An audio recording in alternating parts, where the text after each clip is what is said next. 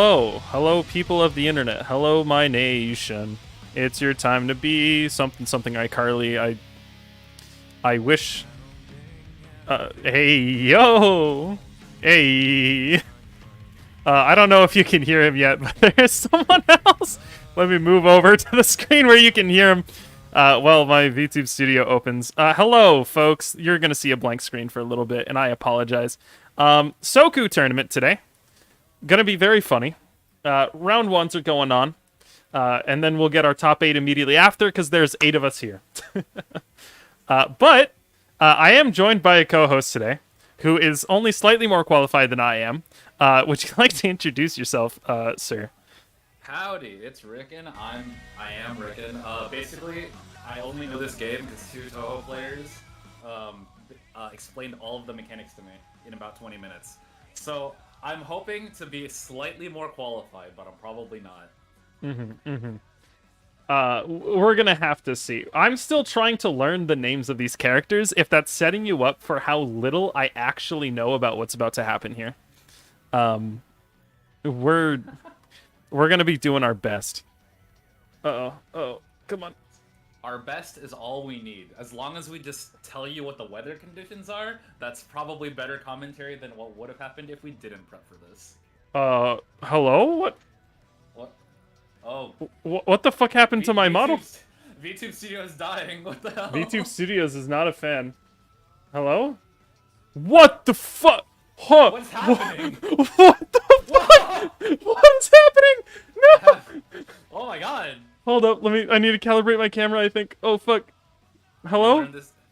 You learned this game for no reason? Shaggy, you did learn it for a reason, and that reason is playing the most convoluted fighting game of all time. Hold up. This game is tight, alright? Okay. The hologram face is here. Perfect. Oh. Okay, the model has calmed down. My eyes are no longer opening. What is happening? Oh god. I am in a permanent frown. Holy. Hello? VTube Studios? Please work. Recognize my face, please. Okay, we're good. Face recalibrated. Everything is good. Let's go. Finally! Things are working. We did it! Alright. But yeah, alright, so we got a few things going on here. I should inform you all of some funny things that have occurred because of this tournament, right? Number 1, there's a grudge match already in this tournament that exists. Not against any specific player. Specifically against a group of people. So, if you all... It's a faction. It's a war that's going on. You see, there has been a certain subsect of people who are not the biggest fans of Touhou. In fact, they have waged war against it. Because of this little fact, 2 people have decided to enter the tournament to try to rob the win for the people who did vote for this tournament. Which I think is really funny. So we're going to see how they do. Rickon has a friend who entered this tournament who has played this game before, which I think is pretty funny. And then we have a bunch of people from Touhou. Red Muffler Man, I wish I could tell you who my favorite was. You know, let me bring us over to this little Witch Wars setup I got going on over here. You can see what I'm looking at, right? I'm looking at a bunch of characters, and I have no idea what any of these people do. Okay, that's a lie. I know a few things because I have messed around with the game to know. I know Cyrano has a really funny crouching animation because she just stands because she's always floating. I know that Hong Mei Ling has the funny Yun kick, which is pretty funny. I know it is pretty tight. I know that Utsuho, pronouncing that right? Pronunciation check. We'll figure out. Has the unmatched power of the sun. Suiko is a frog. This rabbit can turn invisible when she dashes. This person has a book. This person throws money at you. This one, I think, sends you to hell. This one exists. This one can call assists. This one is like the Shoto of this game. I don't know what they call like their basic characters. Marissa is like the zoner because she has the Lux ult is the only way I know how to put it. Also the unmatched power of the sun. Sakia is Dio. She stops time and throws knives. That's pretty cool. This person has, I think, a toothbrush or a leak, and I'm not sure. Kind of scared on that one, TBH. It looks like a flag in her splash art there. A little bit, yeah. Sort like, of. I guess it's a book because she's not holding it in her sprites. Okay, awesome. This one has a book and apparently is very sleepy all the time, which I think is pretty cool. We have Yomu, which I only know from a gif of her humping the ground. That is the. Wait, you didn't tell me about that. What does that mean? I want to see if I can find it because it's probably in the Touhou chat somewhere. But there's just a gif of her just like humping the ground at like it's a 2-frame gif of like up and then down. That's the only thing I know about this character. I thought she was Virgil. Why is she humping the ground? I don't know. This one is a top tier and is a funny vampire. This one. That one's the top tier. This is the top tier. That's a blue hat, not a pink hat, you goober. No, but okay, no, she's pink and has a hat. Okay, maybe I was misinformed. Maybe. I know that this one has a lot of art drawn of them. End of sentence. And this one is Japanese Goblin and is drunk all the time, and I think that's funny. Personally, I think that's funny. So, you get, just... So basically, for people who don't know how this game works, the general idea is every character has 3 moves. They have the quarter circle forward, quarter circle back, they have a DP, and then they have a 2-2-C, right? They got the type mood inputs. This game has a lot of projectiles because it's Touhou. To counter a projectile, you do a flight. This is what it's called, right? You become projectile immune. The problem is you become susceptible to physical attacks. So you RPS in neutral by throwing out projectiles and trying to dash around. You get 2 dashes per jump is the general idea. That's all I know. Yeah, whenever I describe playing Touhou as just having to avoid projectile zoning, this is like that interaction, but like with every match. Every character can play like a zoner, but that's not their like main game plan. Yeah. Like, zoning is just part of the RPS. So, like dashes and air dashes beat projectiles, but they lose to normals. Blocking beats both, but blocking incorrectly makes you lose your guard gauge faster. It's very much like a dynamic start zoning, start rush down at basically any given moment. And some characters ignore that just by being pure rushdown, who just don't have projectiles for whatever reason. Yeah, or their projectiles are just really bad. Ricken is low. Hold on, let me adjust his audio. Speak again. Hello. Okay, you're getting in the yellow now. You should be good. Speaking of low, would you like me to explain wrong blocking? Yeah. Please explain wrong blocking. If you could. So in this game, the guard gauge at the bottom is the 5 hexagons, which you can't see right now. But when we're actually in the game, you'll see 5 hexagons at the bottom. Each hexagon corresponds to 1 projectile attack, so it's also your ammo. So it's sort of similar to Street Fighter 6's guard gauge, EX gauge, where you're trying to balance using your special moves and blocking at the same time.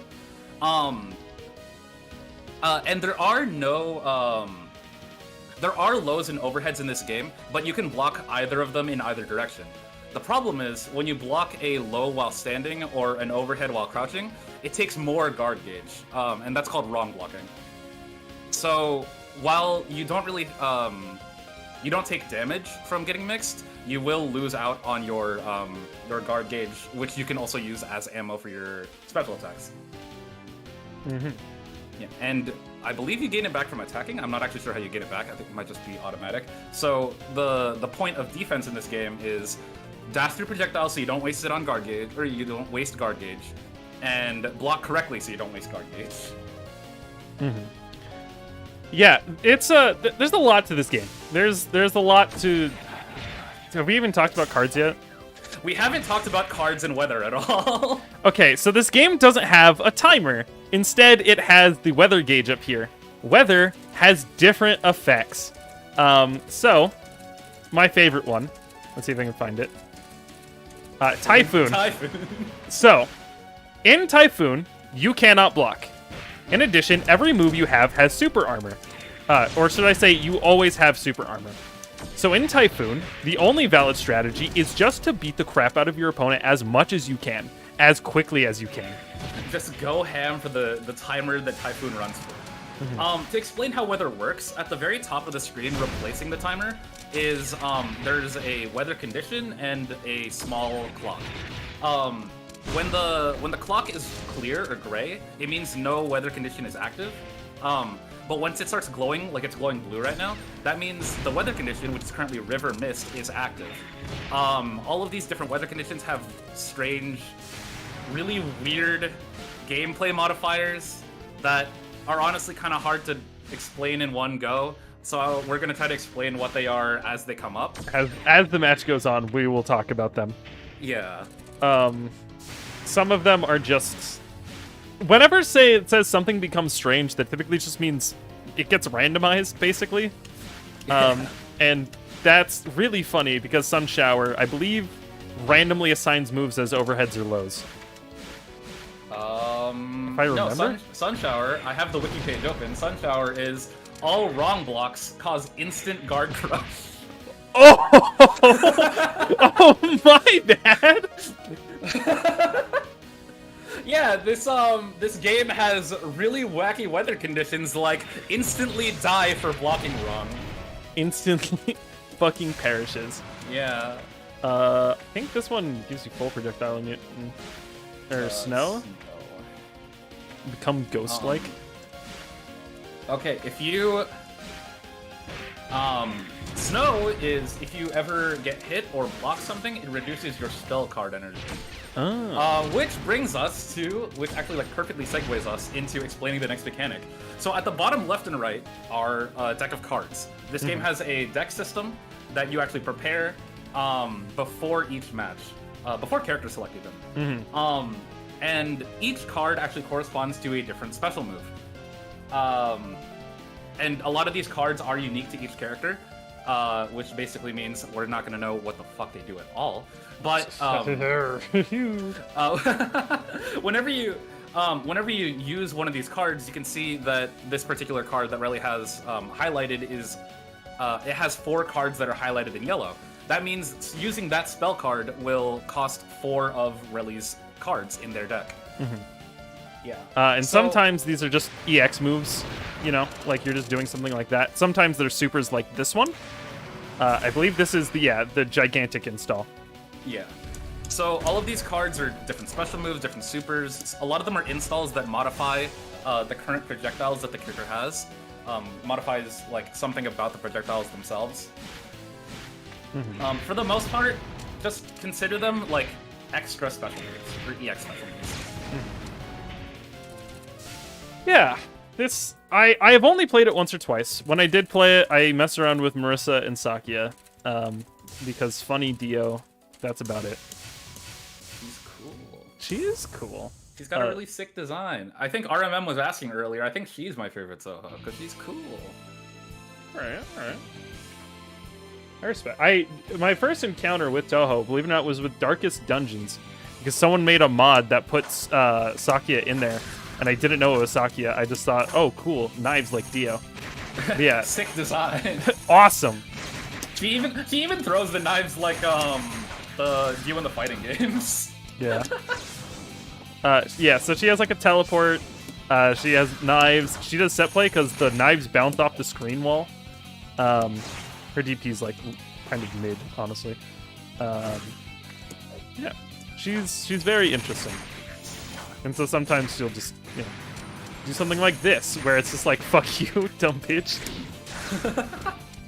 And for anyone keeping score at home, in case you're curious about the tier list of this game, Sakia is considered the second best character in the game.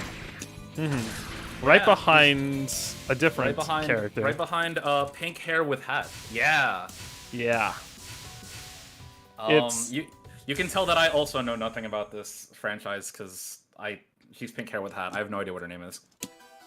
Yeah, The worst part is they don't have names on the screen, so I can't look at them to remind myself what their names are. So we're gonna be calling them a lot by their player. But yeah, so I was gonna say, there's no way this character's name is really Renhart. yeah, it goes crazy. Little did you know, name Touhou reference. Yeah. But yeah, so lots of screen control. The parasol, which is just constant super armor or shield to block projectiles. Very slow, but that's not the important part.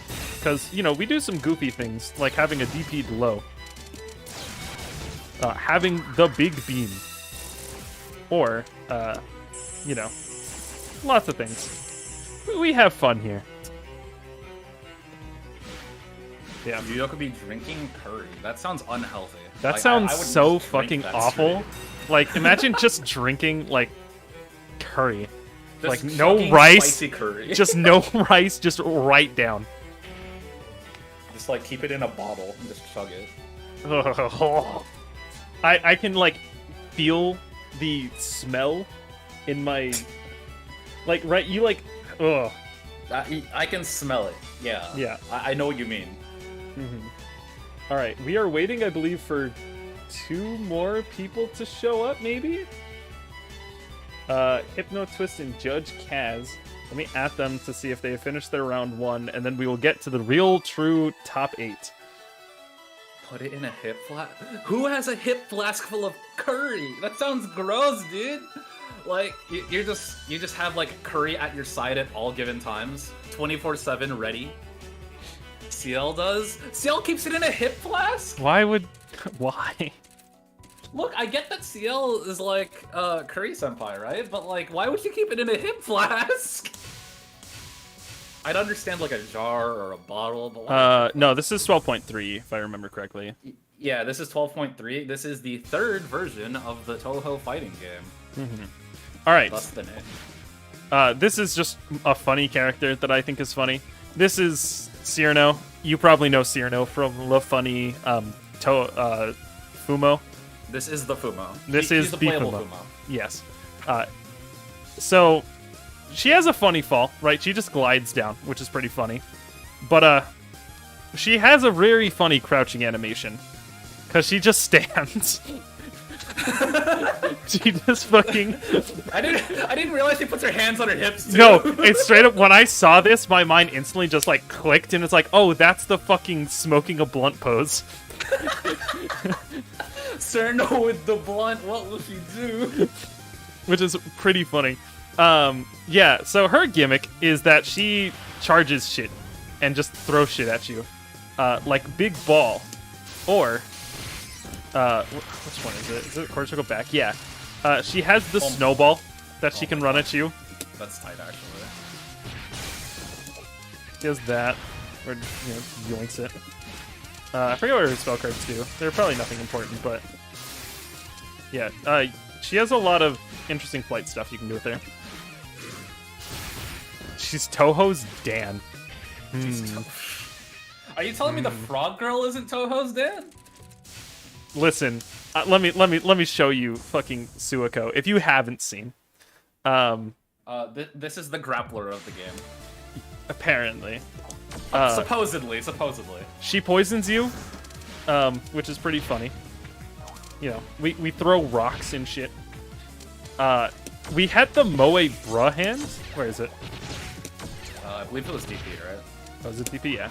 It's No, either the DP. or, The DP is where you ground yourself. Oh, is it 2-2? I can't recall. That's course. Here, let me look it up. Oh, I yeah. have her page open. Hold on. Oh no, that's her 2A. Her 2A is the bra hand? Yeah, that's just the 2A.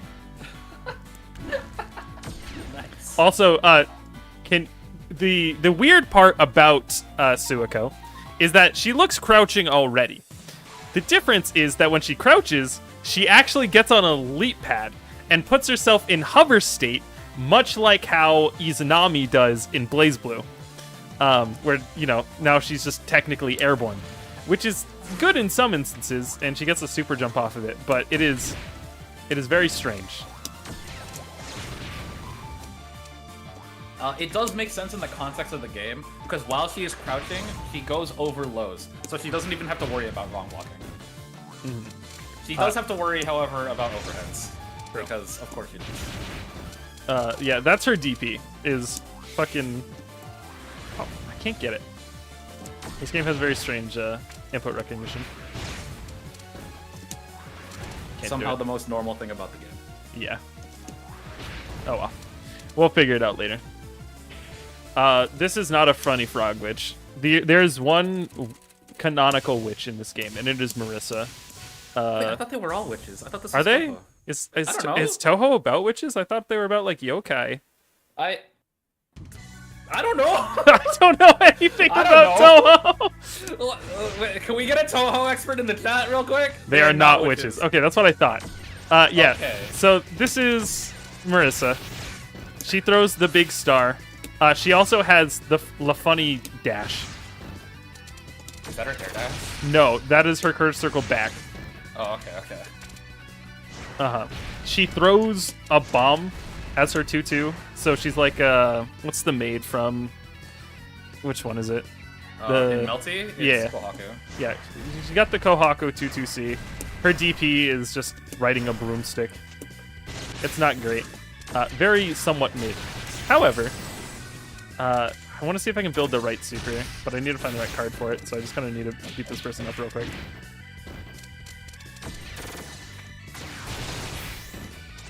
Let me see it. Oh, I need to build Master Spark. Because there's one where she just Kamiyamamas you.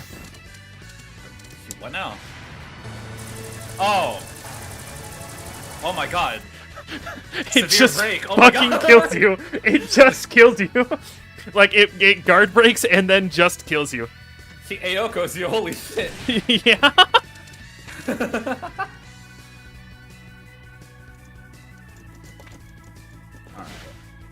Yeah. So when I said she like jinx, or not jinx, when she Lux ults you, that's what I mean.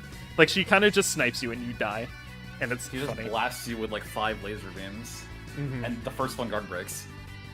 Too true. But in Touhou fashion, I'm assuming the dashes actually go through it. Yes.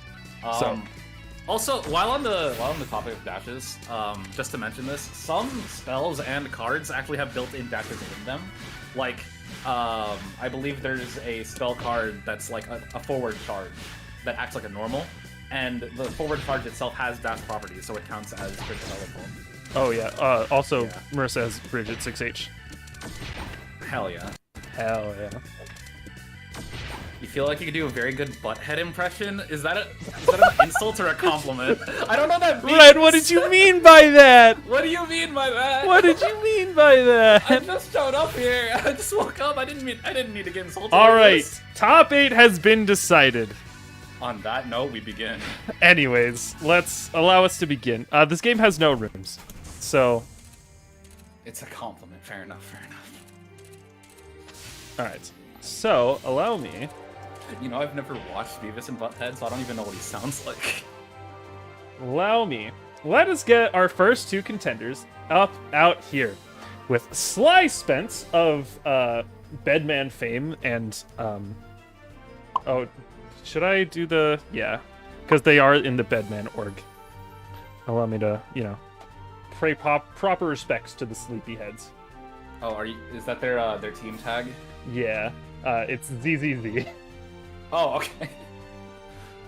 I thought the tag was gonna be Bedman, but that works. No, all right. No one in the FGC content creator zone has watched Beavis and Butthead. The overlap is 0. Yeah, this exact. I'm sorry. The room is open. Oh, there it is. I'm curious now. I'm gonna go like watch an episode of Beavis and Butthead after this tournament, I guess. Anyway. Oh, hold up. I have to allow access to the firewall. Just in case, you might want to stop the footage of the stream real quick. Just in case. No, we're good. Or you should be You're good. good? Mhm. You've tested it? Okay. Yes. I wasn't sure if it was gonna dox you like out of nowhere. Yeah, just randomly, just like, here's your IP address, and you're like, what? All right, game we're has going already right into it. begin. Yeah, it doesn't show you round start when you spectate.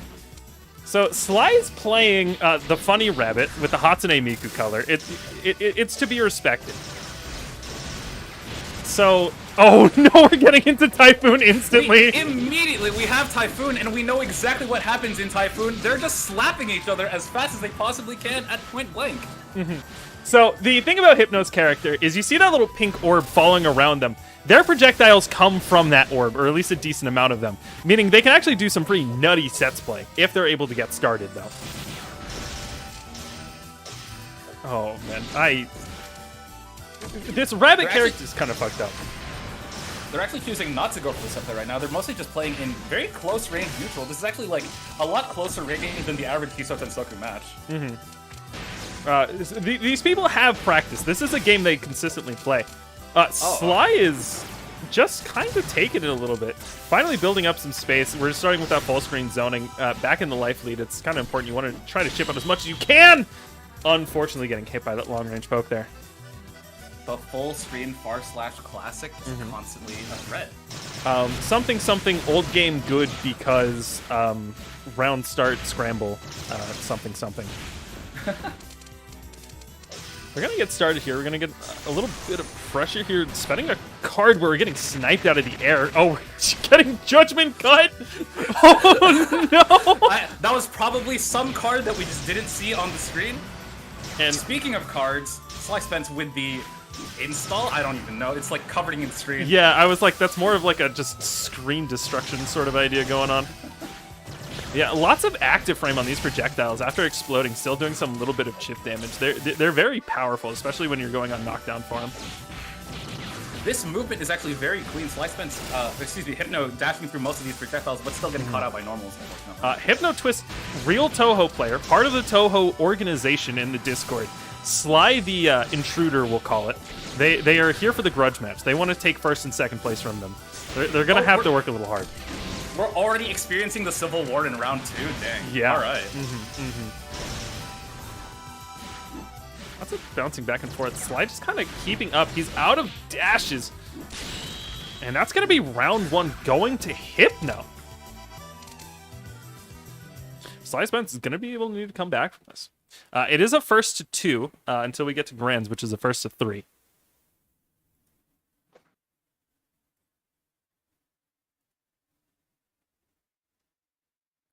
They're going to get round 2. My Discord is crashing. Hello.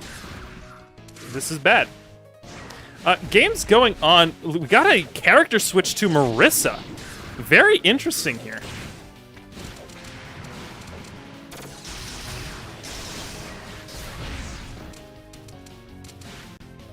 Yeah, my Discord crashed. Unfortunately. We're going to be able to see a little bit more of Marissa, trying to keep a bit of a distance around. Discord is coming back, hopefully. Hold up, wait. All right, we're back in. Hello, hello, hello. Yes, yes, yes, yes. My apologies, apologies. Where is it? There it is. All right, we're back in it. All right, we're back into the game.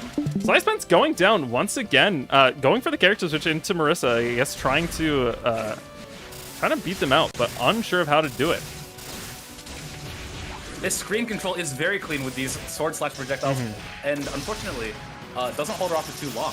That's true. We're back into Sun Shower, so we're going to start looking out for wrong blocks here.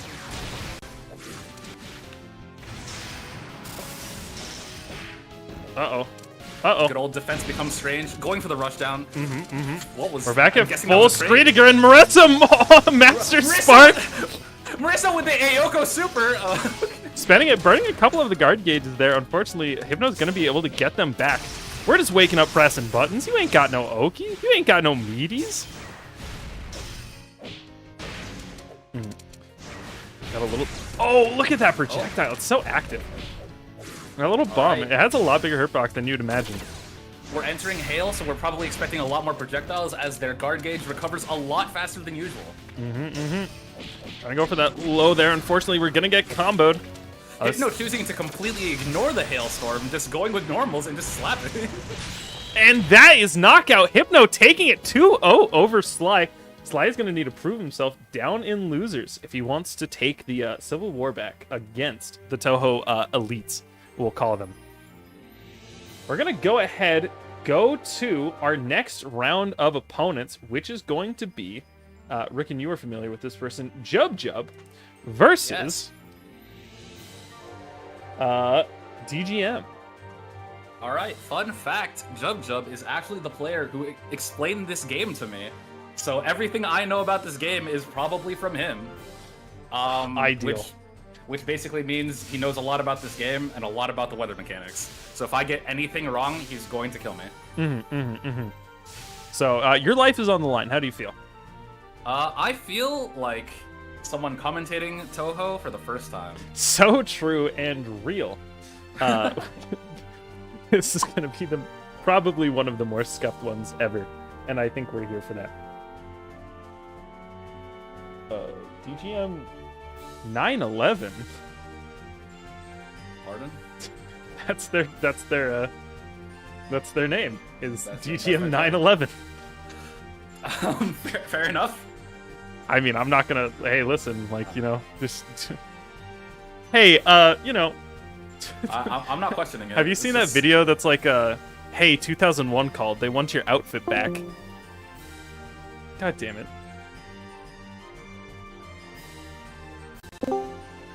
Hello? Hello. I don't know why our Discord keeps crashing. That was really good timing, because it was, hey, 2001 called, immediately hang up. Like, the timing on that was perfect. Okay, apparently they have started one. I'm not seeing it. There it is. Alright. We're back in it. Yeah, I guess... Oh, fuck. No. Get me out of here. Get me out of here. Hold up. Alright. Alright, there we go. 2001 called, they took Rickon back. Oh god, I'm disappearing. I'm going 22 years in the past. Oh my goodness. 2001 called. They hit the second tower. I did. For some reason, I didn't expect you to go with the actual punchline. I thought you were gonna go for. Bold of you. Bold of you to assert. Very, very bold. Listen, the only reason I remembered that is because I have like this 40-year-old coworker at work, and I was at work earlier today, and they were just watching TikTok on their phone, I guess, and that came up, and I just kind of died because I was like, did not expect that from them. We're back in it once again with the Hatsune Miku versus Suco. Oh shit, I forgot, my bad. It's all good. But I do see that the low tier frog girl is on screen, which means I have to give props to them for picking arguably one of the worst characters in the game. Very true, very real. We're doing a little bit of bouncing. We're seeing a lot of checked movement here. Kind of waiting for Suco to approach instead just sniping them out with the projectiles. Yeah, Suiko's movement is very clean though, air dashing through a good chunk of these projectiles, you know? They are, unfortunately, like, taking a lot of these hits, but their movement is still pretty clean. Not bad, you do get to see the funny flight that they have where they just kind of float their wings. Couple of reflex, couple of underground movement. That little cross-up move there, it could come in handy. All right, we're going into cloudy weather, which, again, is... Actually, no. The cloudy weather is different from Spring Haze. This actually decreases the cost of spell cards, so you're probably going to be expecting a lot of spell card usage here. No spell card use at all. You would try to hope to. Yeah. Once again, this is more than likely a beginner bracket, except for maybe Jub here. Yes. They're still experimenting themselves. Man, what a funny projectile, just going all the way across the ground, kind of like the Zato pose there. A very slow ground traveling projectile. The anti-air tree, I don't know what they were checking for, but it worked out. Listen, sometimes you're just throwing out buttons and it's gotta work. Sometimes you gotta be the aggressor. You gotta set up your own screen control. Ignore what the opponent's doing, just throw out buttons, you know? Speaking of ignoring screen control... God damn it! Why do I keep disconnecting from you? Hold up, can you leave the call and rejoin? Because it's saying I'm alone in the call.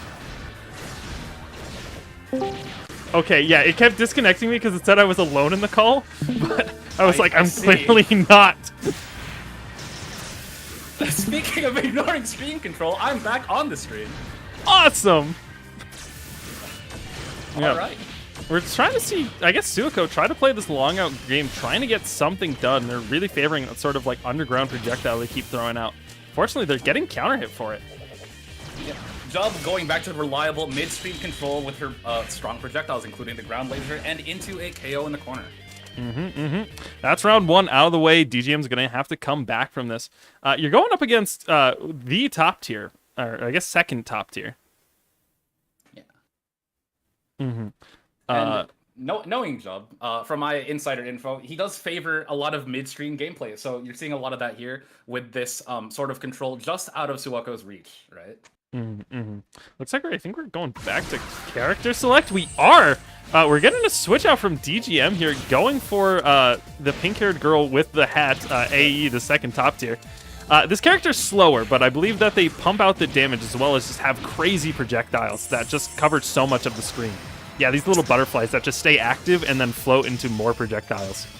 Yeah, this matchup is very much a very well-rounded mid-range character with a lot of really strange tricks versus a much slower, much heavier full-screen zoner.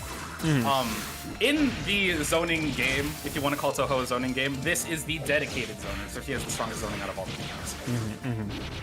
Pretty decent normals, pretty good projectiles to check. The only problem is once you get in, the buttons are slow.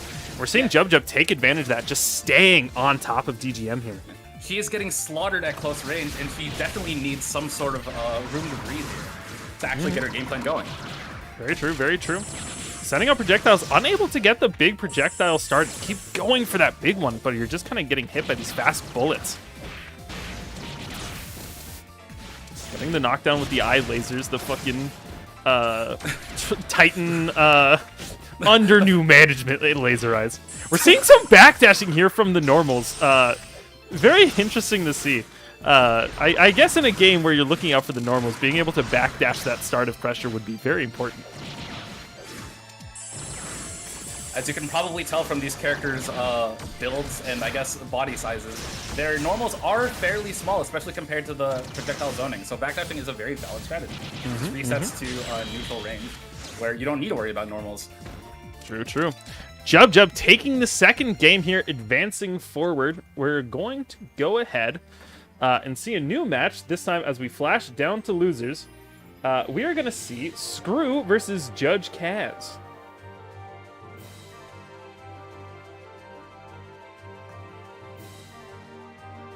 I guess just, yeah, there we go. All right, they are up. Let's go ahead and leave this room. The mouse girl is not in this game. Very true. Very true. Unfortunately, no one is cheese to me here.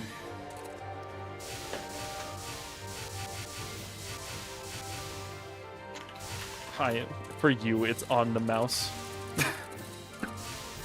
I really enjoy that meme. It's so funny. It's so good. It's so stupid. I don't know why it gets me every single time. I just really enjoy it. It's just the image of the stick figure looking down at the fucking rat with like a drink on her head.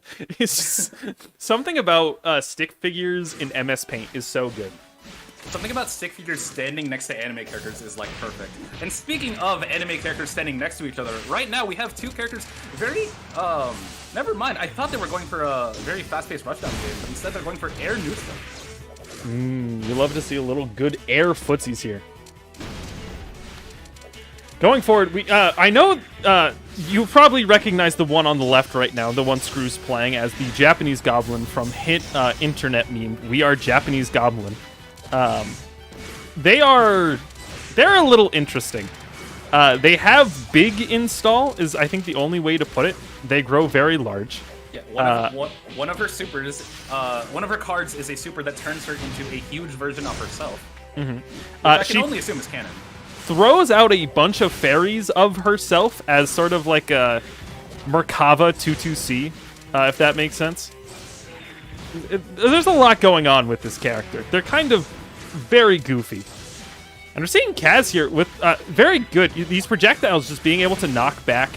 The only thing I think I remember, I think someone explained this, they're like a wind spirit from what I imagine. So I guess it would make sense that they have some pretty good air control going on here.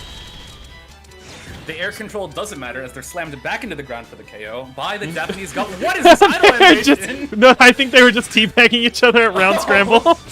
I was gonna say, why is her idle animation going like 3 times faster? It's a very interesting projectile. The one where she kind of explodes out into the. It's very active. So sometimes when you're trying to maybe dodge past the first one, you have to worry about that second one, wasting both of your dashes, leading to a very dangerous situation. right? Just very clean projectile play. Just trying to figure out into the dive kick into the corner. No combo, unfortunately. Not bad. We are going to whiff. Unfortunately, at least we get out of the corner. Run out the fireballs. What is this card going on? Activating some sort of install. We got looks like what appears to be a wall. We're sending him full screen. We ain't got to deal with that shit. Man, what a fast projectile. In this game where it's kind of trying to graze around projectiles, that sort of just fast fireball is really good at just checking opponents who want to stay at the other end of the screen. And it's very hard to react to. It seems like they're having a hard time just dashing through it. So, especially in something like this heavy fog where stuff's kind of, you're just obscured. You're not exactly able to see exactly where stuff's lining up. Okay, we're going to be able to maybe get something started here. These dive kicks are kind of just kicking Screw's butt just a little bit. Unable to block the cross-up, it appears. That's game 2. Going to Screw, taking game 1 here. We're going to be able to see if they carry it into the second game.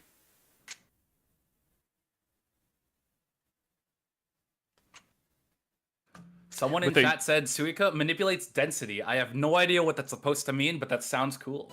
That sounds like a JoJo stand. Aya is a Tengu journalist and can take pictures with a spirit camera to erase bullets. Well, in this game, she doesn't need the spirit camera because she's dashing through a lot of these projectiles, nullifying them with that instead. Wait, the fucking birds? Where did the birds come from? She's calling in the Birdemic here. No idea what it... Oh, it's just a all lot of screen control. It's just... I guess it just stops you from jumping, covering up a lot of the top here. It seems to have a close-range dead zone, so it's very smart of the Japanese Goblin to sort of approach when that comes on screen. Taking a lot there. It looks like they also got a little bit of, attacking that back line, sort of forcing you to kind of approach. And these buttons aren't bad here from, I guess Aya is the character. Being able to throw out these decently large normals. Very strong corner pressure, mixing up normals and projectiles, so you're not able to dash through them all. Very cleanly playing a fast-paced RPS game there in the corner. Very true, very true. Lots of, it looks like... Almost just as fast. They get put in their corner, and then they just slam their way out. We're just getting out. Kaz unable to keep a corner, it appears like. Screw just getting very evasive with everything. Screw taking that game. We're on to the next one. Oh, I guess we're just trying to block, I guess? Oh, never mind. All right, now we're playing the game. Took a little bit there. It looks like they just needed a little time to sleep. They're a little easy, all right? Give them a little time in the corner. They just needed some time to think, right? And while low and overhead mix is not actually mix, as there is wrong blocking, sort of protecting you from taking damage, left-right is still a valid way to mix you, and the Japanese Goblin is just flying overhead, just constantly mixing left-right. Same thing with that dive kick we were seeing earlier from Kaz, that sort of like ambiguous left-right setup they got going on there. Unfortunate flying into the remaining projectiles there. Yeah, it seems like the projectile influence on their dash. We see a pretty high card count coming from Screw. Looks like they're trying to set something up. We're not going to sure what it is yet. They could be saving up for a big super. Unfortunately, whipping it, getting punished. The Blanca ball was blocked. Unfortunately, all of those cards just going down for nothing. You're going to need to build it back. Fortunately, we got a life lead, so we're not too much worried about that. All right, we got Sunny, which means they're going to be able to get a little bit of more screen control going on. It seems the Japanese Goblin is playing a very comfortable zoning game right now, just simply backdashing out of Aya's pressure, just not really worried about it. When you got that life lead, you can kind of just do that, right? Like, you can force your opponents to make that mistakes, especially in a game with no timer. Yeah, this game, again, does not have a timer. It replaces it with the weather conditions, so you can play as slow as you want and not have to worry about running out of time. Looks like we're setting up for a different sort of card going on here. Looks to be an explosion of some sort. Oh, finishing off with the fast. What an ender. Setting them to full screen. A lot of people lose pressure there, but quote unquote Japanese Goblin here, able to just bonk you from the other side. Screw taking it 2-0 over Kaz. All my homies hate River Mist. River Mist is quite possibly my personal favorite weather condition in this game because it's really like vague and comedically explained. Very true. Do you know what Wither Mist does, out of curiosity? Or River Mist, excuse me? Let me see if I remember. So So River Mist, every weather condition has a little like blurb that is needlessly cryptic, but it's supposed to tell you what it does. River Mist's blurb is distance becomes strange. And what it does is it rapidly moves you and your opponent left and right randomly. So Oh yeah, it's the distance becomes random. Yeah. Okay, it yes. It messes up your spacing as much as possible. So a lot of combos would actually have fallen apart there. So that wall stick combo at the very end was probably the smartest way to do it. Suika is an Oni. Well, She's not even a Oni goblin. Gaishimasu, you know what I'm saying? Up top. Hell yeah. Pretend I'm high-fiving you. Awesome. You'll love to see it. It moves you closer or further in regular intervals. It's not random. Sorry. Where are these two? Both of them are offline. Okay, hold up. They have finally responded. I was like...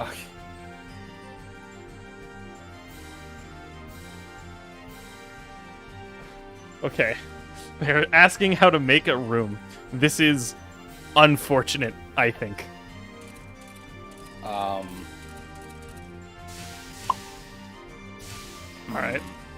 How to make a room or how to join a room? Asking how to make a room. I see. We are entering a dangerous territory. We are having technical difficulties unheard of before.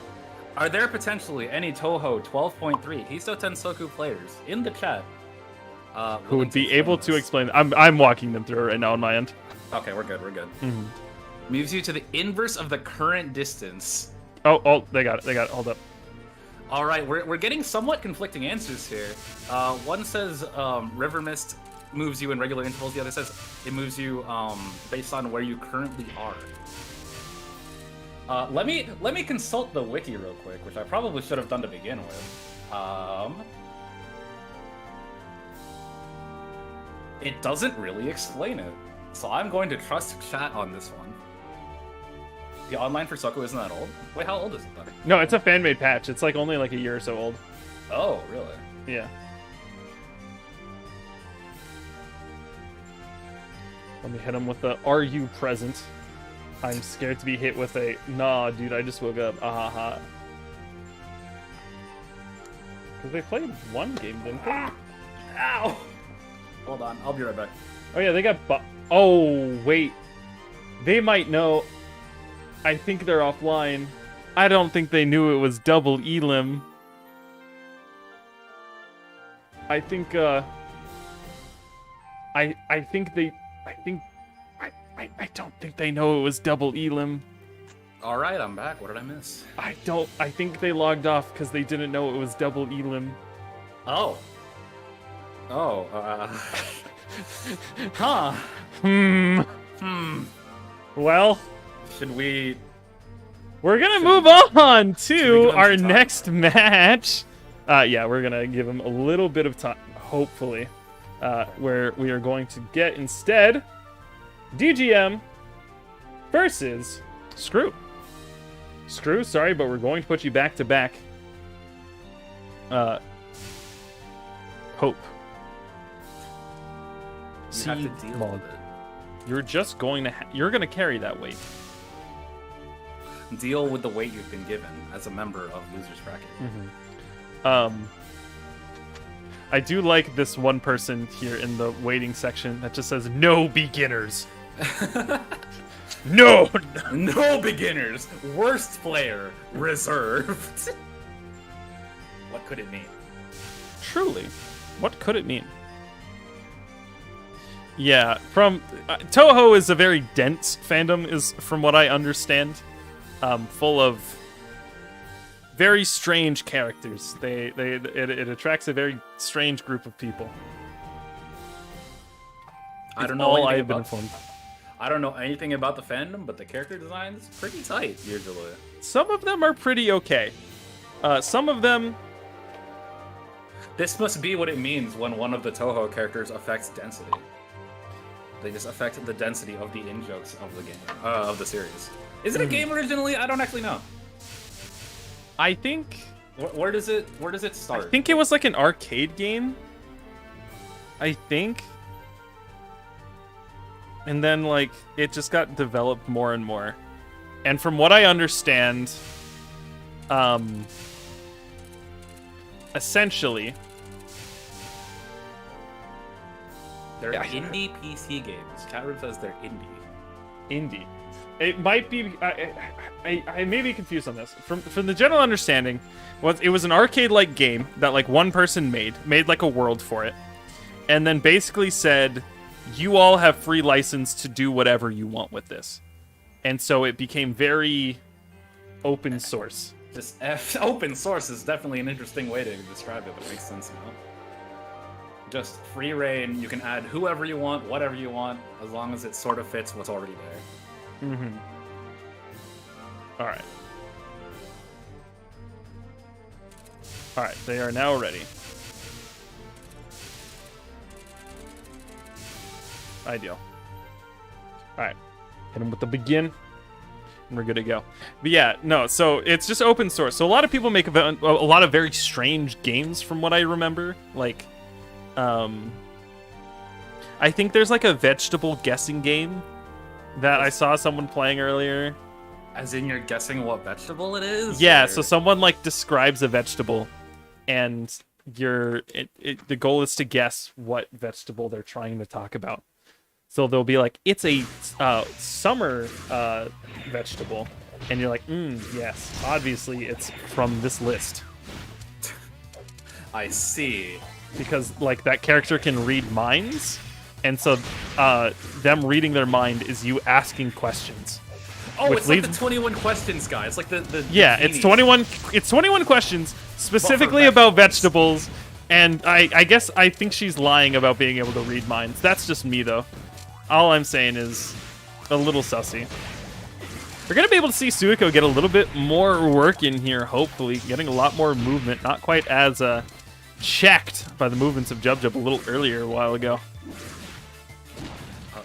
These characters are very much more comfortable in closer ranges than a lot of the previous characters we've been seeing. So they have been going for more of a close-range brawl type of game this time around. Very true, very true. We're just kind of sitting there blocking, waiting for its opportunity to strike. Screw throwing out a low.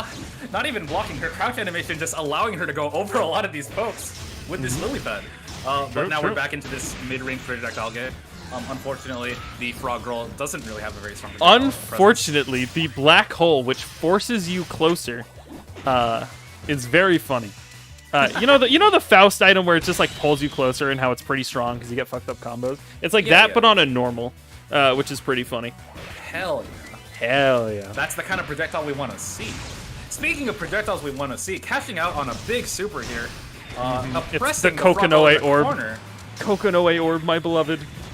Alright, playing into Scorching Sun, which, if I recall correctly, if you are in midair, you're going to take damage based on how high you are in the air. So you really want to stay grounded during this weather condition here.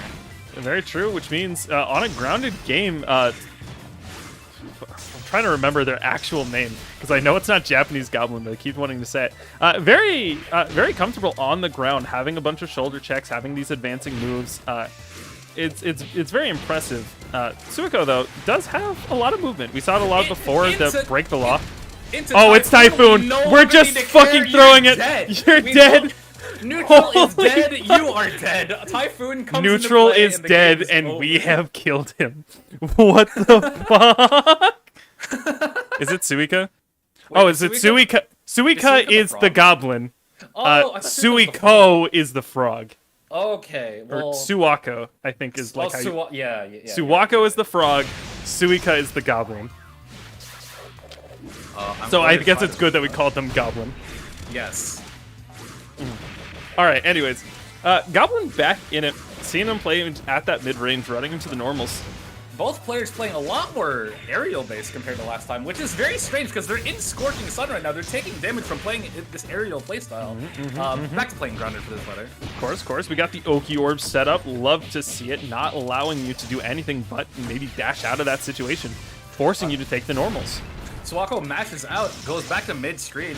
Unfortunately, forced back into the corner with this projectile play. We're fortunately going to be able to get out here. We're going to be able to throw some projectiles.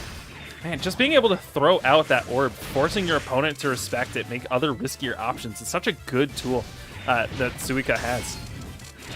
Suako's very strange crouch animation comes back into play as she just sort of crouches over these normals, but it doesn't matter. She's unable to escape the corner and gets smothered. Fortunately, Suka does have a decent amount of just these anti-air projectiles, throwing out the mini Faust, throwing out these things that can hit you in mid-air. The ability to go over lows isn't as successful. Yeah, we're burning a super, though. We're entering Drizzle where all spell supers and all spell cards do more damage, so catching out on that super was very smart. Big orb with a spell of her own, unfortunately does not connect. We're getting guard broken, though. Oh. Not looking great. We don't got a lot of guard crystals left. Gonna be able to rebuild them. All right, what is this strange spotlight on the screen is part of the weather condition. I believe the spotlight actually heals the character while they're under it. Oh yeah, you can see it, their health bar clicking upwards. Yeah, so randomly assigned buff. Yeah, regaining the health lead, or I suppose establishing a health lead is the Japanese Goblin. Looks like we tried to spend a counter card. Smacked for it. I don't know what that was. I think that was their counter, because I do know there are spell cards that are specifically counters that can be activated in block stun. Ah, I see. Oh, you just took that straight on. That was unfortunate. You don't got a lot of life left, meaning you're gonna have to be able to get in and stay on top. The problem is Screw is just a little too quick, just getting out of Suako's range. Suako with the ring super, just throwing these ring projectiles onto the screen, controlling space. Oh, we're gonna get the command grab! Thrown into big rock and thrown to the ground. Here comes the Satsuki from downtown. Oh, good lord. Gonna be able to move on here into losers. Almost losers finals. That is going to be... Screw, good one. Hit him with the overhead standing. The room is open. Sly advancing forward. The room is already open. We already got Sly here. He's already out here. He knows. My boy's on top of it. I can respect it. All right. I'm just hitting with the begin. Multiple big rock lamaus in the chat. Big rock a solid pop off for a solid command grab such as the big rock. It's a very funny command grab watching it, because you just get swung around like a grocery bag. He swings you around her shoulder like 4 more times than I thought she would. It just kept going. I was like, surely it's gonna stop at some point, right? Surely she's going to end in a slam now. Surely. Okay, we're pulling out the nuclear bird, the unmatched power of the sun, versus the Grim Reaper. I don't know what their official title is. I just know they have a scythe and throw money at people. Well, if she has the money to spend, she might as well spend it. Unfortunately, it doesn't seem like she has any opportunity to spend anything, as she's getting cornered with all these projectiles. We got Snow starting up here. It's going to be able to make something happen. This oppressive corner pressure, Grim Reaper is able to just mash out back into full screen where both the characters are you just got guiled. Not guiled. Man. What is it? What's the KOF? Rugal. Rugal with his death beam, with just the fucking... Oh, the ground laser, yeah. Yeah. There's the DP, the Nuclear Bird's DP just being Trishula, which is pretty funny. Unfortunately, you don't get the ground loops there. All right, both characters feeling very comfortable zoning. The side switch card. Hey, yo. Gonna be able to change positions. To get out of the corner twice. Unfortunately, you're not able to capitalize on the corner position, going back into neutral. Oh, we're gonna get counter hit as we hit by the spell. Unfortunate, you hate to see it.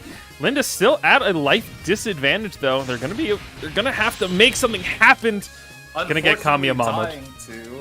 I actually don't know if that was Chip. They just died to the laser. They might have just gotten hit. They might have just gotten hit by the Kamiyamama. I still can't get that fucking video out of my head. A Kamiyamama? There's a video, you know when Goku was in Fortnite? Yeah. Yeah, there's a video of a guy who... Oh, I've seen this. It's like a Fortnite content creator being like, yeah, this is how you use Goku's. No. The Kamiyamama. No, it was a video, and it's like, this guy tried to Kamiyamama me, but instead he got beamed. There's like a few of them. Kamiyamama. There's no tip killing Soku. Then I believe that was just a straight. You just got hit by the face. You just got lasered in the head. Speaking of getting hit, we're side switching once more. using the side switch spell to get out of the corner again. Lindis very aware of the corner and their corner position, using the side switch to just get out whenever needed. Trying to hit the side switch card again. Unfortunately, really liking it. Not sure exactly what it's doing for him, though. And it's Typhoon against the character who just does massive damage. You do not need to worry about corner position or side switch when Typhoon is active. The nuclear blast! They got the 10 kill streak. They got it. Tactical nuke incoming. Game over for Lindis. Unfortunately. I do like... Is that game 1 taken? That is game 1.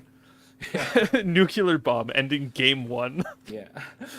What an end to a pretty close game. Just choosing to finish it in Typhoon plus nuke. L plus Typhoon plus nuclear explosion plus no spell cards plus where's your guard meter plus... Nice argument. Unfortunately, Typhoon is in play. Nice argument. Unfortunately. Have you checked the weather recently? Have you checked the forecast? Are they in?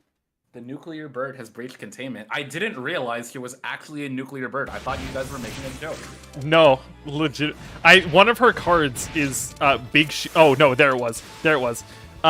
So this character has a slide head, right? Yeah. You see that giant boot? They stomp real big and get knocked down. They have the big shoe limb foul. All right, Sun Shower is in play, so we have to be worried about those guard crushes. A single wrong block will guard crush. Fortunately, you don't need to worry about it too much with the nuclear bird here. The other character, though, you are going to have to worry about it more. Bit of a mid-dispenser, that one is. It seems like both characters really just didn't want to engage in the risking the wrong block, so they were just going for zoning instead. Using the side spot to try to get some advantage. Dashing through the projectile. We're able to get some knockdown here started. OP, possibly? No OP. Anti-aired into back to neutral. We're switching position again. We're going to get him on the knockdown, throwing out the coins. Pennies. Throwing out the cash. I don't need spare change. Who needs that? Blue Sky. I pay on card, baby. We're throwing out coins again.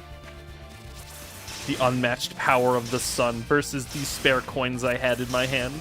The nuclear bird playing a very comfortable life lead, simply just zoning it out, playing very cautious.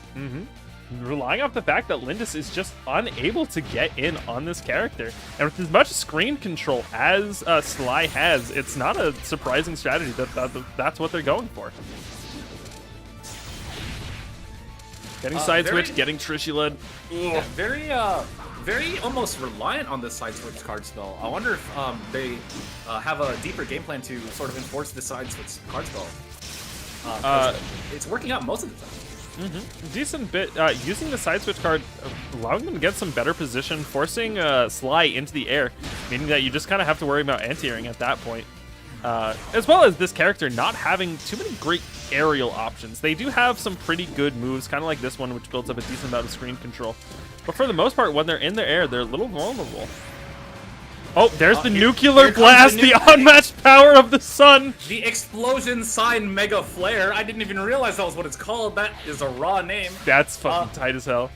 Trying to use the side switch to put her in the projectile that she put out earlier, unfortunately Get him with the out. double kickflip. Sly going 2-0 over Lindis. Alright. Sly will be moving on. Allow us to take a flash up to winner's side. Haven't seen them in a minute. We're going to go ahead and get Hypno versus Jub Jub.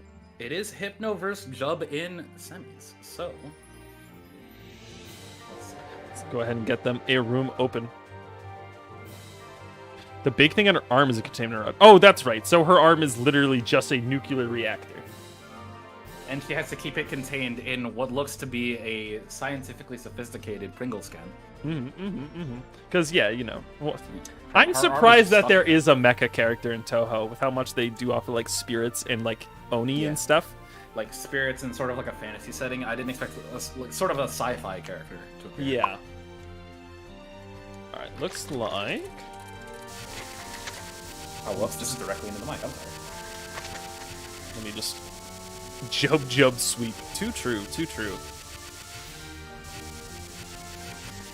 Is there even like a top 8 graphic that I can make for this? Or am I gonna have to make it by hand? Probably gonna have to make it by hand, I just realized. Probably gonna have to make it by hand. I don't know if the Touhou community has created a top 8 graphic. If someone in chat would like to provide a top 8 graphic maker, that'd be much appreciated. Massive W if you do. It saved me a lot of time. Because I still have to edit probably around an hour of footage. And I don't want to do that. Alright, back in it, we're gonna be able to see Virgil versus Hatsune Miku. Alright, Virgil is immediately going for a rushdown play, trapping Hatsune Miku in the corner.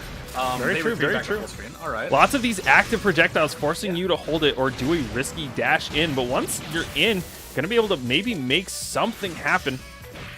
Unfortunately, in Mountain Vapor, you're unaware of what your cards are, so I don't know if these players are going to be aware of what they can make happen without knowing what their card spells even are right now.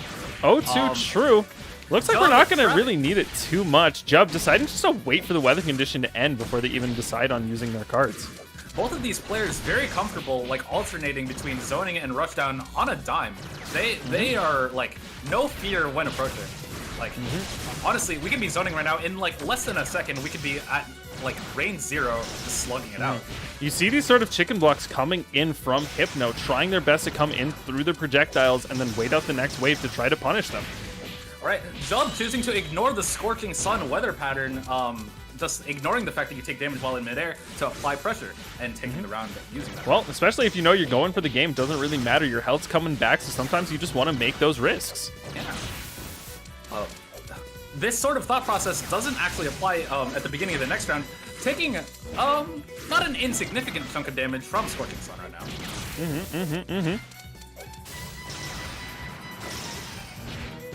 The spell card to keep applying pressure.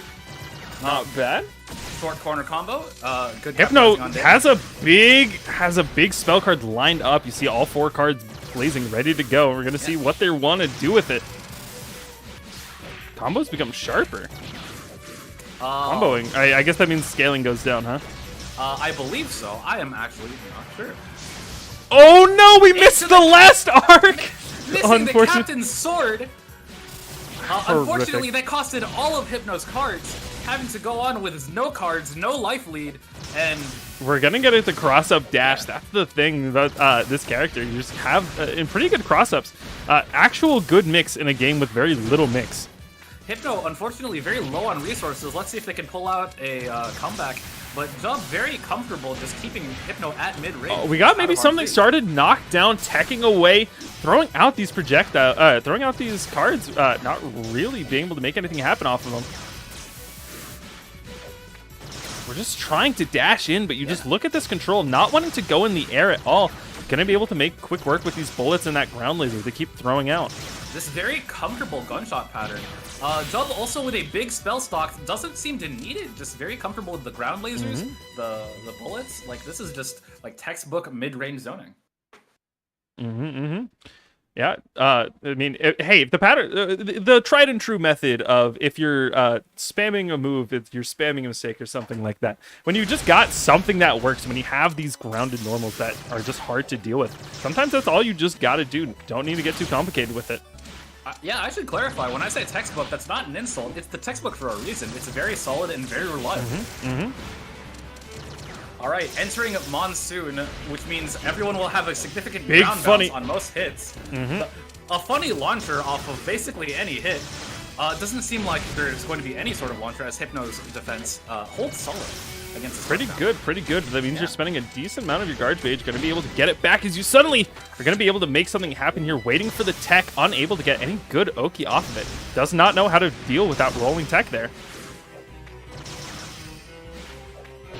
Dashing forward once again.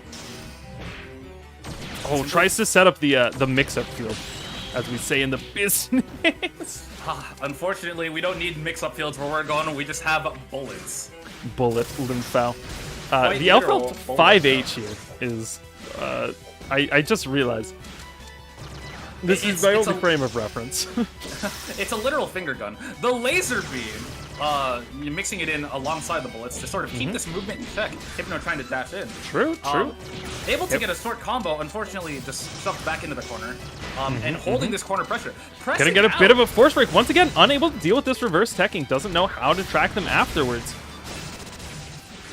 Yike, you just ate up a bunch of damage there. Projectiles on projectiles. Cashing out on the super was a smart choice. That was a very, very strong chunk of damage. A 5-card super on Jub's side, holding it. What's the plan here? In case. You're gonna need to look out if you're Hypno. If you get even touched by this thing, you're probably gonna go down. But you have to approach. Jub has a very comfortable life lead right now. And especially when we've seen such effective zoning here from Jub. Typhoon! Zoning doesn't matter! Oh no! Unleash Super Typhoon! Oh no! Waiting until the spell could become unblockable before using a 5-card screen clear spell. Jub taking the game. What in the world? Why need big... Why need big super? 2. Listen, Typhoon's part of the game. We don't want to acknowledge it. We don't want to play Unfortunately, it's here. Unfortunately... Yeah, this is first to 2. The next game will be first to 3, or your next game will be first to 3. This one is first to 2, and then we'll get to finals. So it's finals, and both brackets are the ones. If this game was good, it would be just Typhoon. Truer words have never been typed in a chat. That is the most floor 7 word salad. Floor 7? I just had to say that, I'm sorry. Oh my god. I don't even know if they are floor 7. You just had to go at them like that? It's Nyx. We love Nyx here. Fair enough. Typhoon is definitely one of the weather conditions of all time, and the idea of being able to make anything an unblockable, gain super armor on all moves, one must ask themselves, what condition led to something like this? It's probably the one weather condition that we've seen players adjust their playstyle to the most. Like, the moment Typhoon comes out, they come out swinging. Like, they're ready to just kill. And the thing about Touhou weather conditions, I don't know if we brought this up yet, but it's not actually random on what weather condition comes out next. You can modify what weather is next to go up based on spell cards or knockdowns. So it's very possible that Jub timed that Typhoon to use that spell card there. Room's up. We're going to be able to see it. We're going to see what Sly's playing this time around. Very active character choices, bouncing around a lot. Almost every single game we've seen him just character swap after the first game, trying to keep people on their toes. Yeah, very comfortable with a majority of the cast instead of simply going with a single character that could be counterpicked. We're back with the nuclear bird.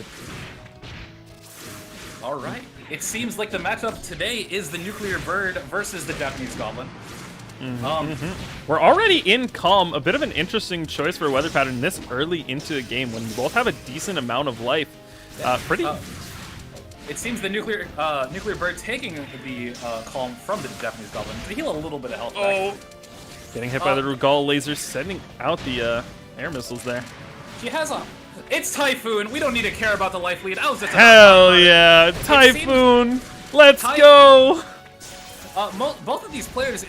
not choosing to brawl it out in Typhoon, instead sort of dodging around the projectiles. Seems like they're playing around it more smartly than previous Typhoon ones. We're sending out the auto shield, not bad, especially at this kind of farther range. Now you don't need to worry about your opponent's projectiles and kind of just throw out your own. All right, this corner pressure, trying to avoid the corner pressure with the chicken block. The guard cancel, getting out of that pressure. Unfortunate. And putting the nuclear bird right back into the corner. Unfortunately, not able to hold the road. We're getting, once again, the Oki set up. Man, that just ring of fireballs. It's hard to deal with. Tacking into the wrong direction immediately puts you into that block stun. It's an incredible Oki tool. All right, heavy fog condition. Never mind. I was about to say heavy fog gives you life leech on all of your moves, so they could have used heavy fog is still in play here, even though it's really early in the game. Once again, life steal coming not into a crazy amount of contention here. I think it's they took heavy fog into account by not letting Sly sort of make use of it instead of like allowing them to gain health back. It's just constant pressure, keeping them away from it. Basically. We got the shield active once again. Does that have an active hitbox on it? Excellent question. Anyway, moving on. We're setting up something simple here. We're just deciding to hold these projectiles. Not an interesting strategy we're seeing here from Screw. A lot more defensive than we've seen before. Screw before has been very just aggressively forward, setting up a 5-bar. This is the command grab. All right. And we're gonna get it off! Next! Into the rock, and down you go. Knockdown Screw taking game 1. Nice. Nice. I'm recognizing cards. Is this a good or bad thing? A very good thing, because that's the one thing I know nothing about.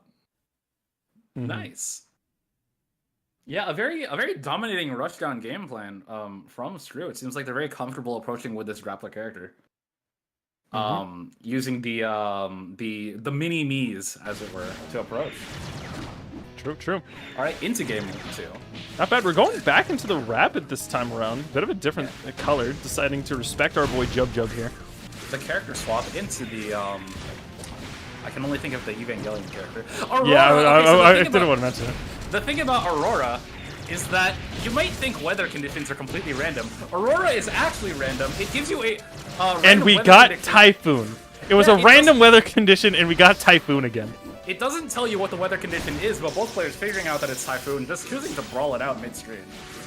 Sly, though, at a massive disadvantage here with the life, and we've seen Screw just comfortably throw out these fast projectiles, these large screen carries, just not really caring too much about what Sly's doing. Gonna be able to make a bit of a The distance is becoming strange, allowing Sly to approach a lot cleaner and a lot more randomly. A lot more unpredictably. Unfortunately, River Mist is finished, so Screw is going back to the classic zoning plan. True. Both players choosing to going up into the air. We hit something. Unfortunately, Tech just out of it. We got the funny field. And the game is slowing down as a projectile connects and actually takes out Sly. True. Whoa! What was that? Wait a minute. I hadn't seen that one before. Not making a use a lot of the 2-2 abilities that the Rabbit has. The ability kind of to create these shadow clones could be very useful, especially when Screw is making these hard call-out projectiles. Yeah. Speaking of hard call-out, the command grab is on deck. Screw prepping for something. Oh, and he got it off! That's something coming out to be a very damaging command grab, a huge life lead. Sly, let's see what Sly has to do to deal with this. Well, we've seen Sly come back from a pretty similar situation. Unfortunately, whiffing the super. Their own super is unfortunately also whiffing. Both characters completely out of cards, Sly completely out of health. And you're just gonna get hit with that wind-up haymaker. Screw taking it 2-0 over Sly. Not bad. Moving forward, we are now approach losers finals here. And I believe you said losers finals is 1st to 3. Yeah, 1st to 3. All right, 1st to 3. It's Hypno versus Screw. We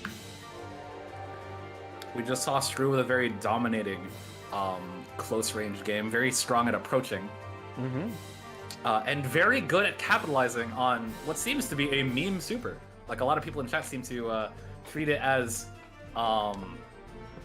sort of a jokey super. It's unknown if this is a joke super because it's bad or a joke super because it's really funny.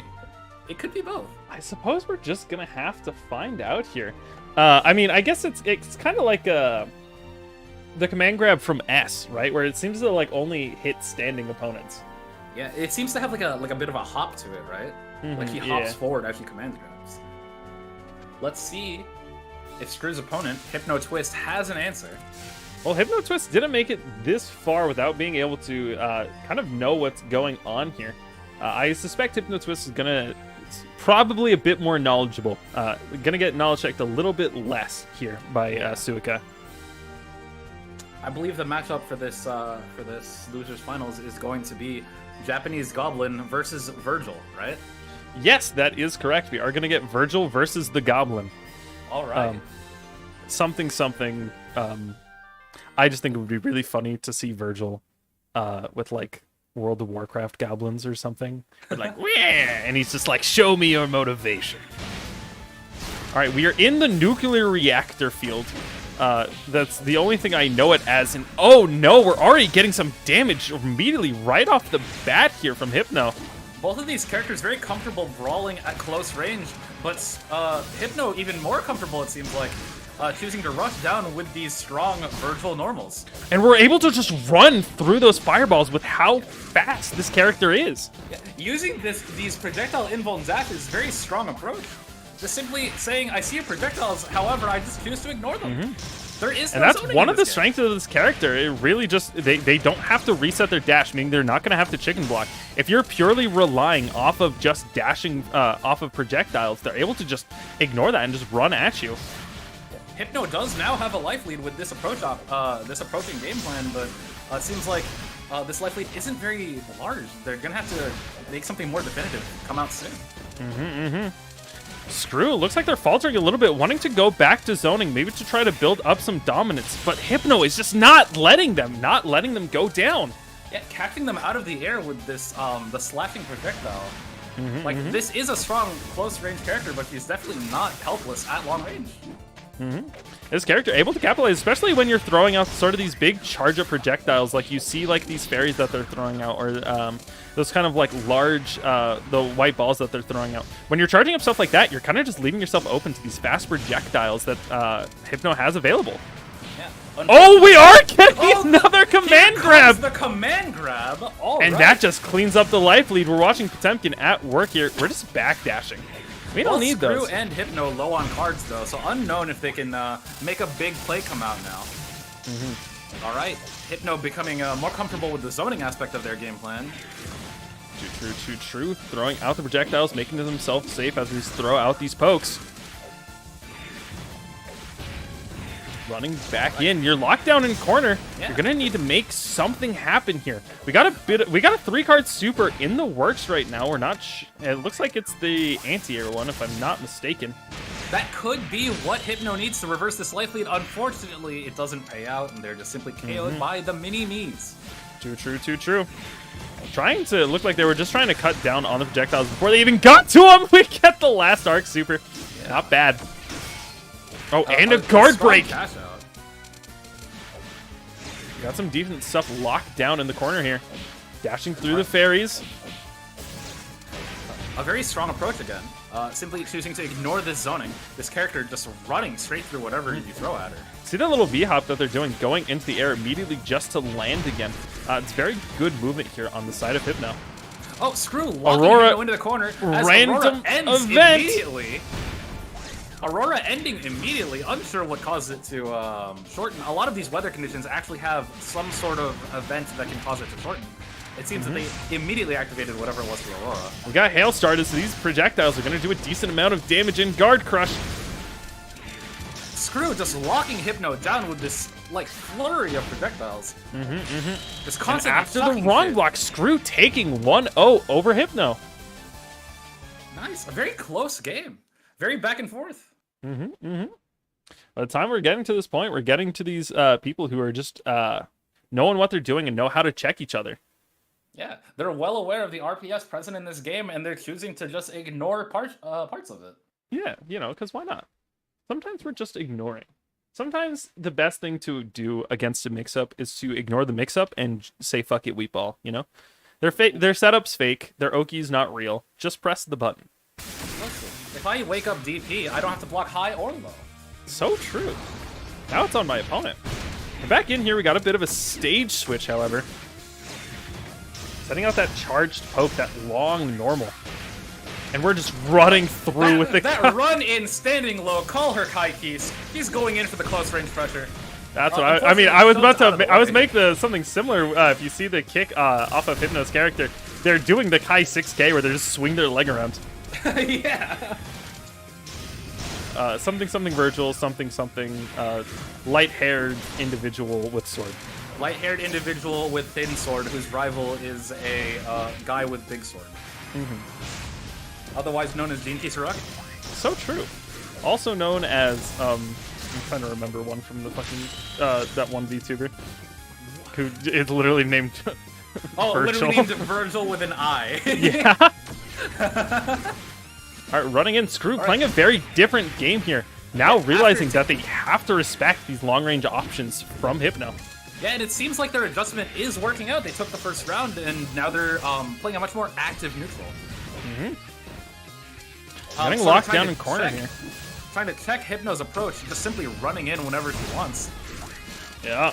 Yeah, checking a lot of these random mid-screen pokes, or I shouldn't say random, but these keep-out mid-screen pokes with projectiles of her own. Yep. The Trying to look for the jump overhead in for there. the furthest jump. Oh, look at that mix-up there. The dive kick, being able to use your flight to cross up and immediately into this overhead. A very strong mix-up in this game. All right, Hypno very comfortable taking these short but effective combos every time on approach.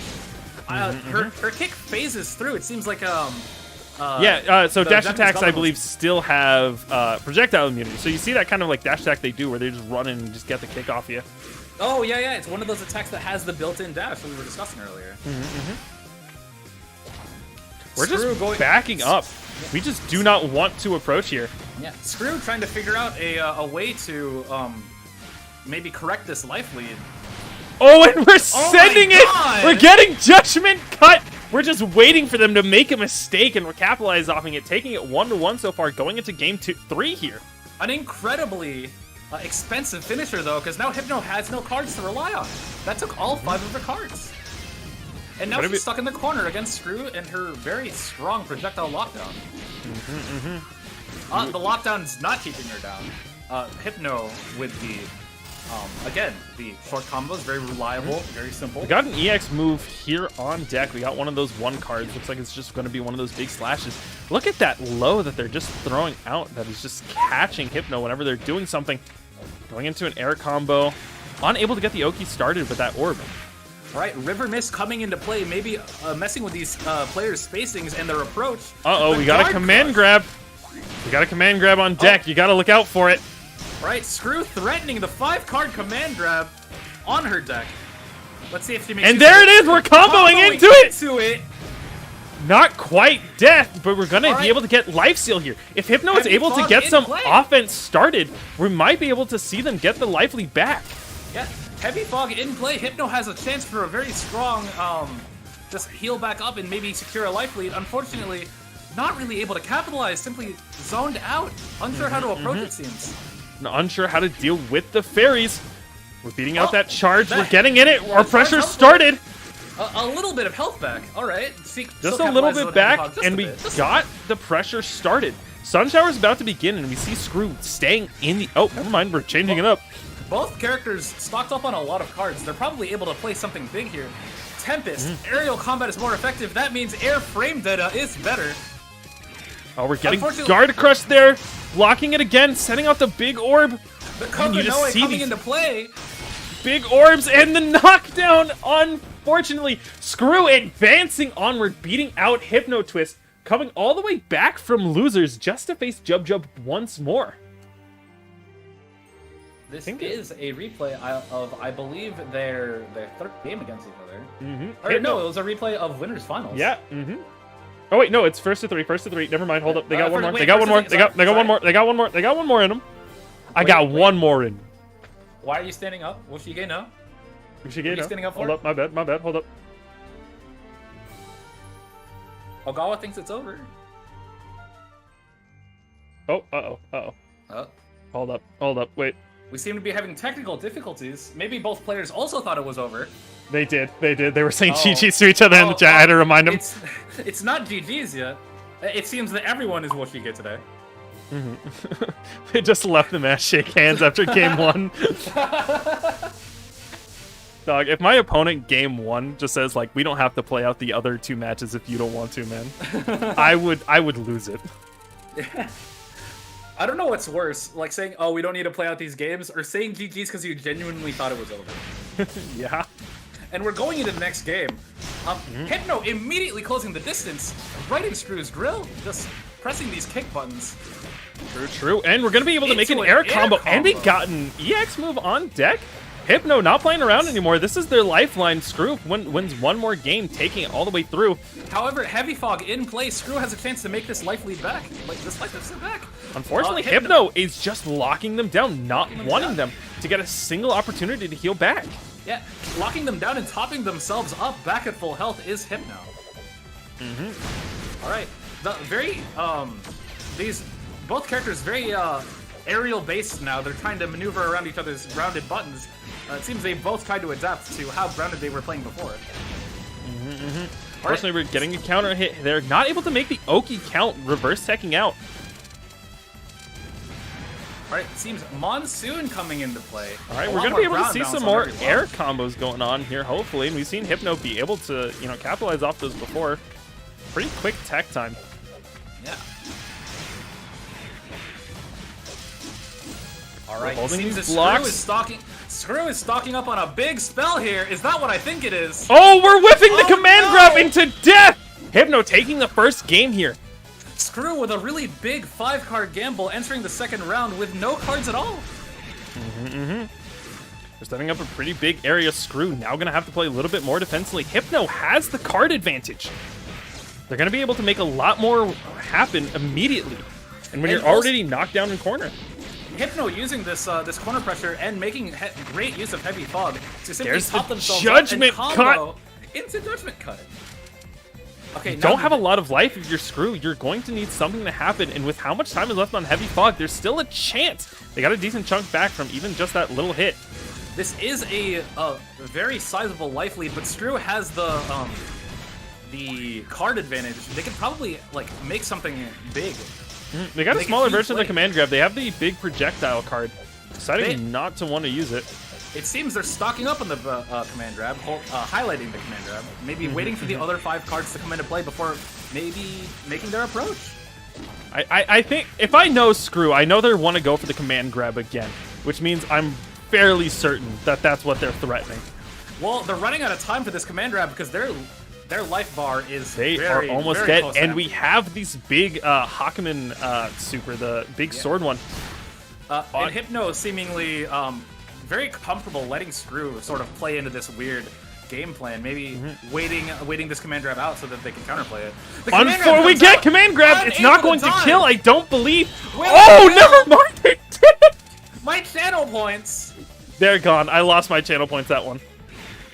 Wait, the command grab can be blocked? It's a hit grab? Oh, that is true, because there's no grab in this game. It's only highs and lows. Oh, yeah. So it's a command hit grab, rather. Interesting. We're building some decent pressure there. We do not have the life lead if we're Hypno. I just realized this means that Screw hasn't been command grabbing people. They're literally just catching them not blocking. Awesome. I didn't realize that until just now.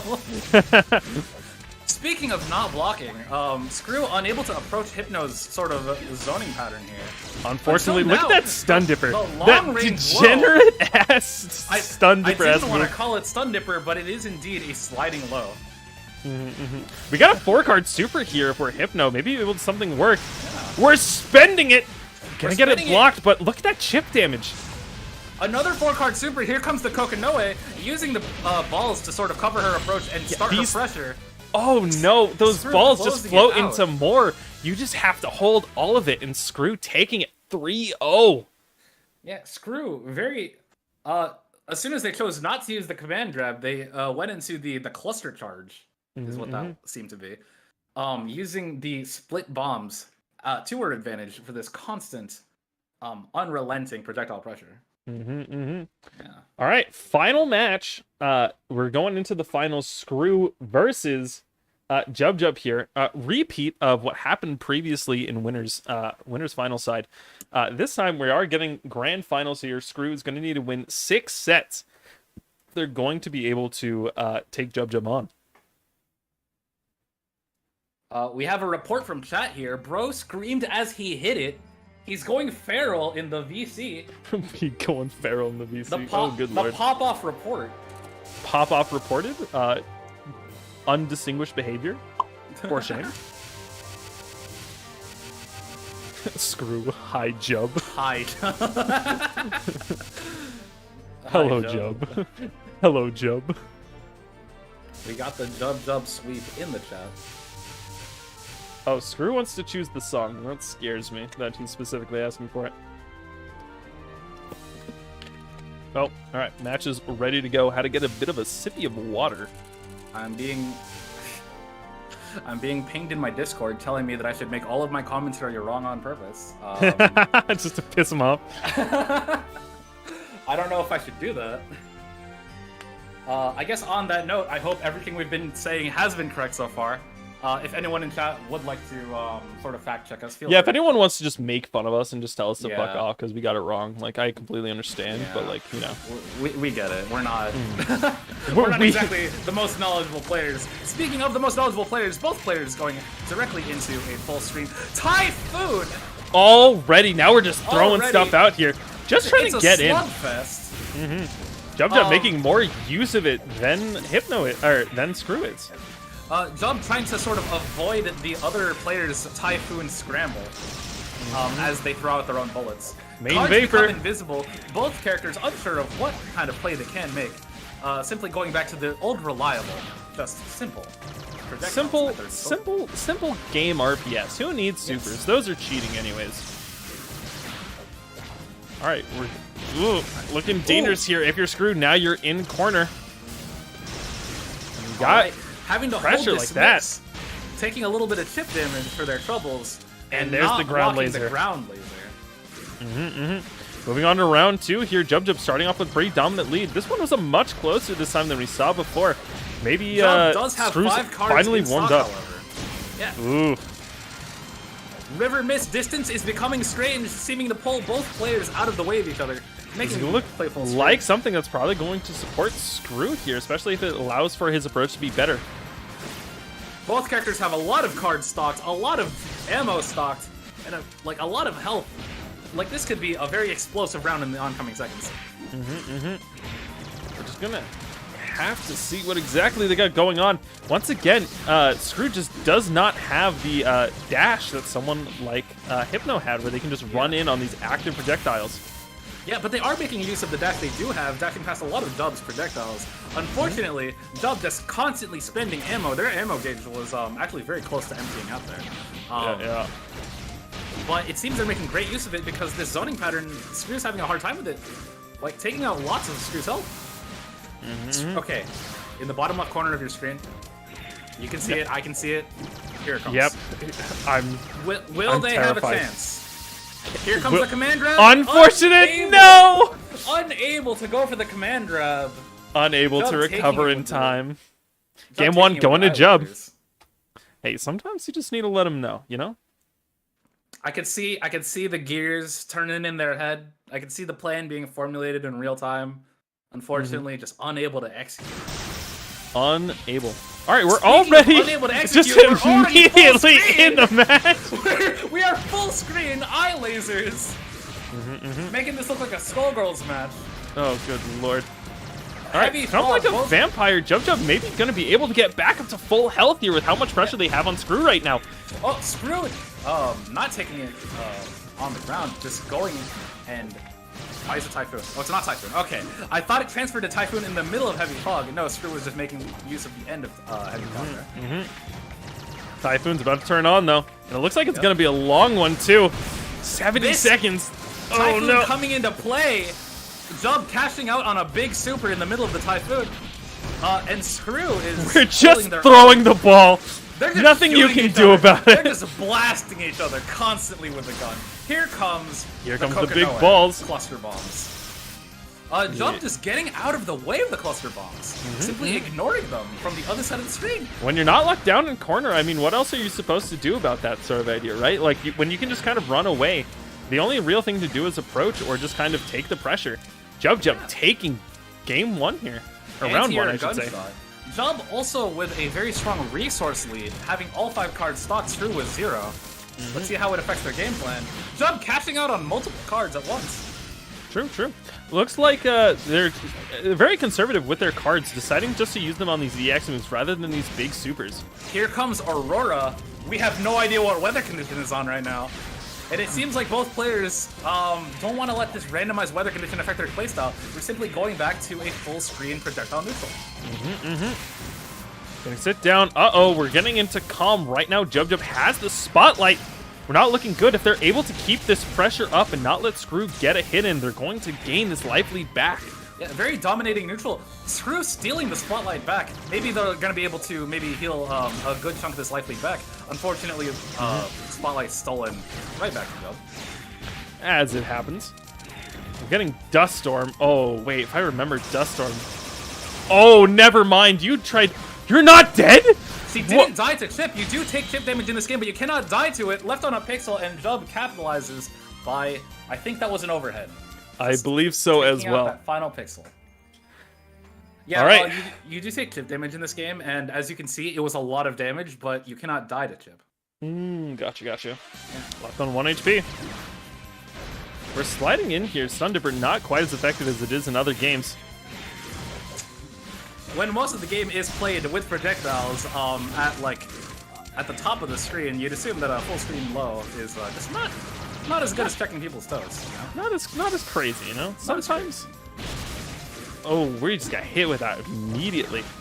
All We're right, seeing a lot of players seeming to get side switched a lot, unable to hit each other when in these air-to-air situations. Looks like Jub's kind of just air stalling, using the fact that they kind of stall in the air with their projectile to keep out of the way of these pokes that Screw's throwing out. Yeah, Screw with a respectable life lead right now. Let's see how they sort of try to maintain it as Jub uses the lasers to maybe even it out a bit more. We are just getting bullied from full screen with it. That's that in the air as well. Upward laser. Here comes Aurora. They're getting the same blue screen. If I remember, it's rain, I believe. Aurora being the randomized weather, it seems to be Typhoon actually. Oh no. No, I just don't think Screw was blocking that one. I'm gonna be honest. Yeah, I thought it was Typhoon for a second. All right, both Screw and Jub with a lot of cards on deck. It seems like they want to turn this round into an explosive one as Aurora's still playing out. Screw's got a 4-card on them. They got the Cluster Bomb in the works.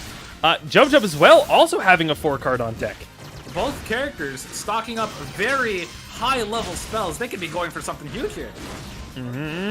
We're just going to have to see what they got going on. Yeah, Screw trying to maneuver over Jub's gunshots. Able to get in and wrong tag side on of the a lot screen of for the super. Unfortunately, Screw spends all of their cards. They no longer have the card advantage. They got a counter on deck, though. They do have a counter if they're able to make use of it. Oh. Unfortunately, Jub taken out of their 4-card spell, also using all of their cards. Both players very low on cards now, and Scorching Sun is in play. Scorching Sun damaging you at the higher we you are got in the the air. Oki start, but we just missed it. All of the projectiles just barely passed it.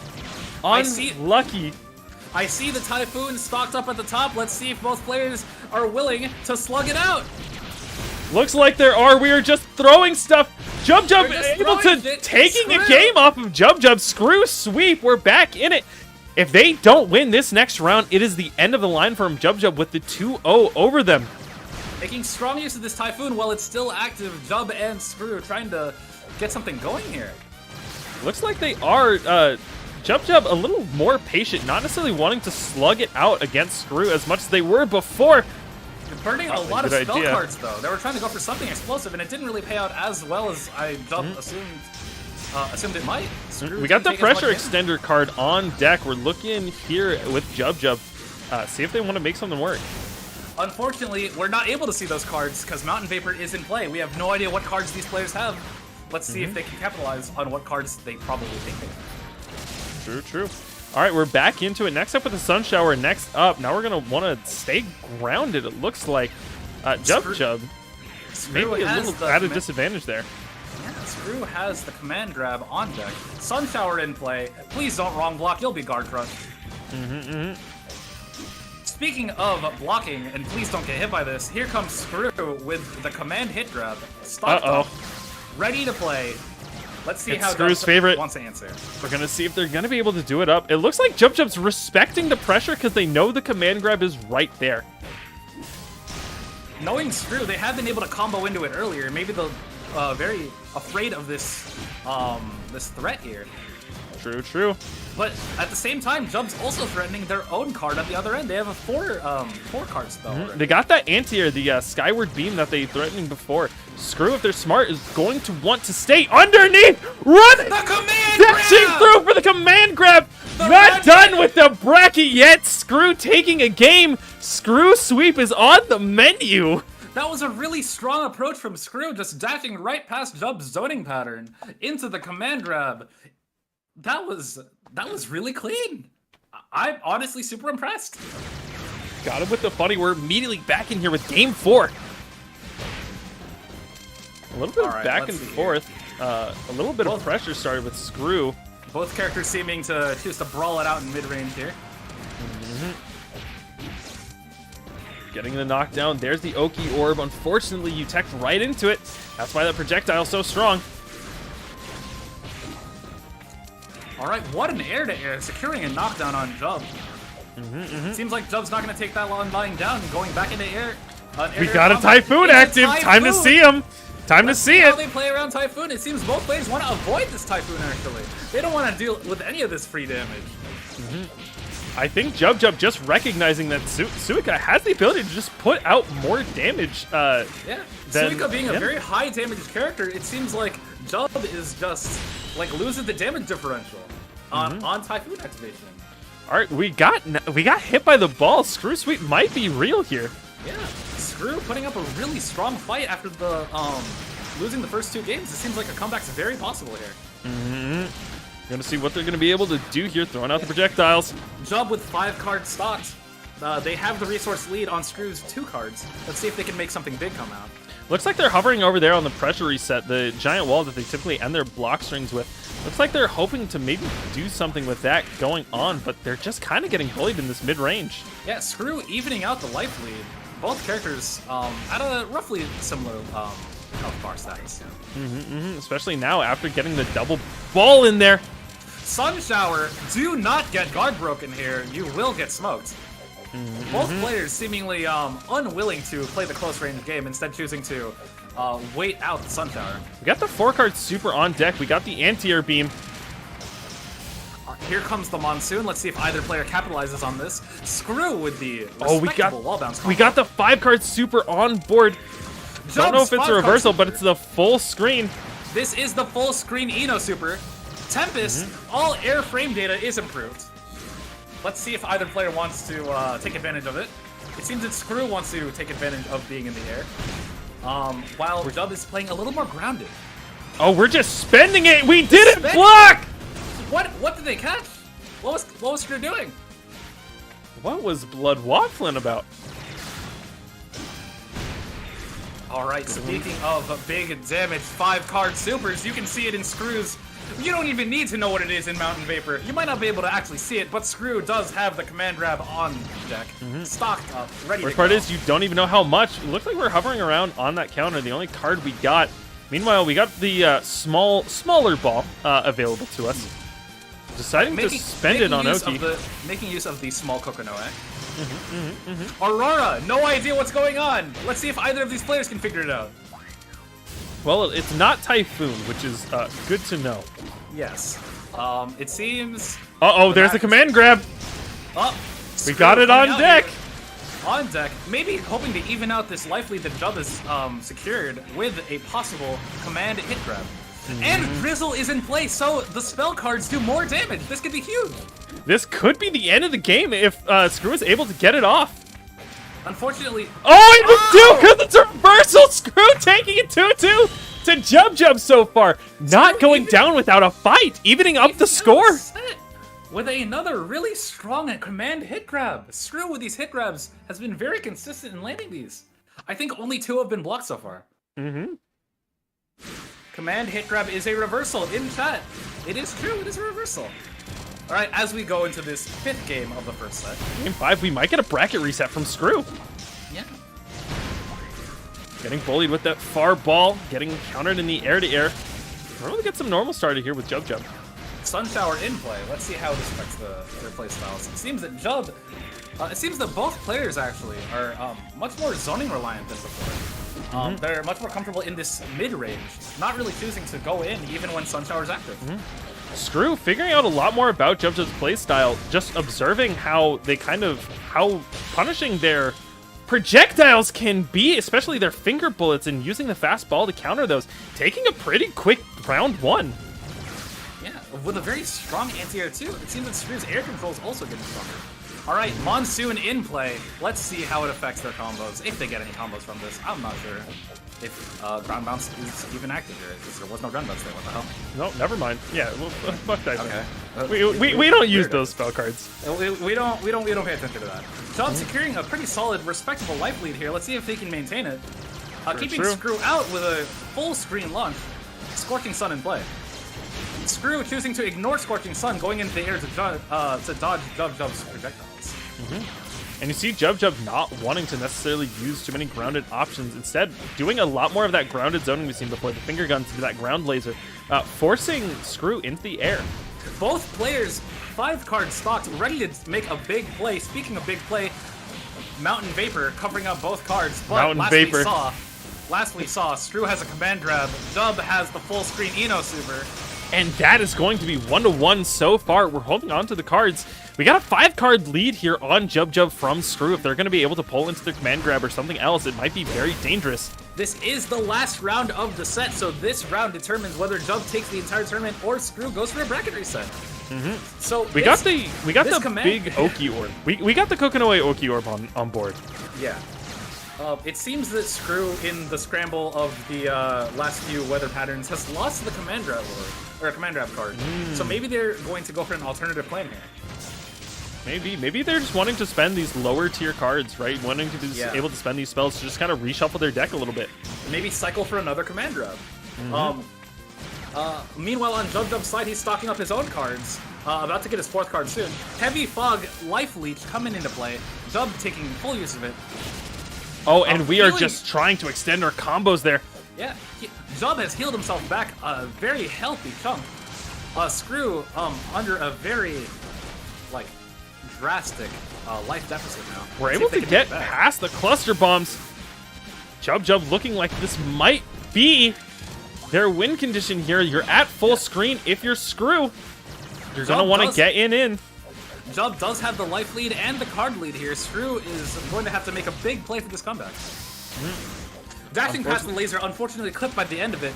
Jub with the... Oh god, Jub has the 5-card beam stocked. Screw's going to have to make a big play under risk of this full screen super. Very true, very true. Looks like they're just holding back the block. Gonna be able to dance through that. You can't block the overhead jump taking it. Damn, that was a really close set. That was actually a very close set. I can actually see, you begin to see the players actually making a lot of these kind of split-second decisions. Congratulations to Jub for taking it all. A close game here from Screw, though. Yeah, an incredibly close 3-2 over Screw by Jub. Give him the tournament winner role. It is now yours. Nice. Advance you on in the bracket. And that will be the end.